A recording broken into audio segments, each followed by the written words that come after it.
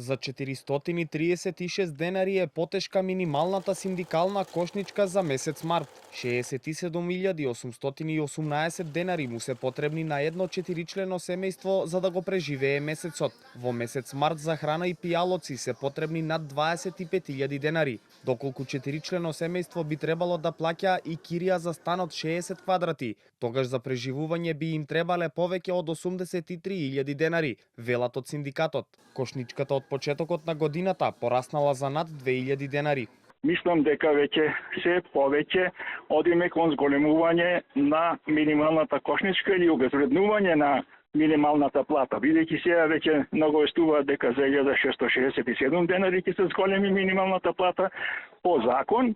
Инфлацијата веќе ја изеде или, како народски да кажеме, веќе стандарот на граѓаните е за 2326 денари, веќе е намален.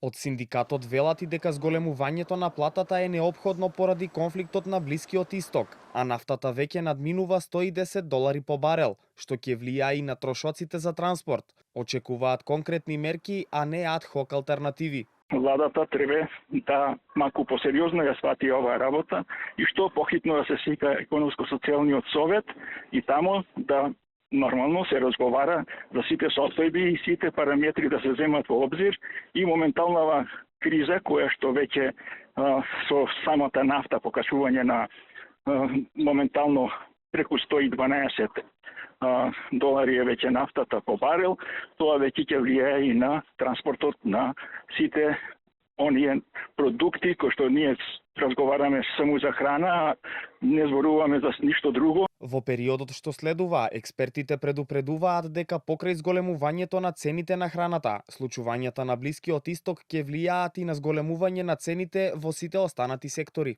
Опозицијскиот лидер Филипче и денеска критикуваше дека владата не донела мерки за намалување на ценовниот притисок врз граѓаните. Во текот на денот пратеничката група на СДСМ до Собранието ќе поднесе предлог закони за намалување на акцизата на горивата, ДДВ на основните прехранбени производи и преполовување на цените на патарините.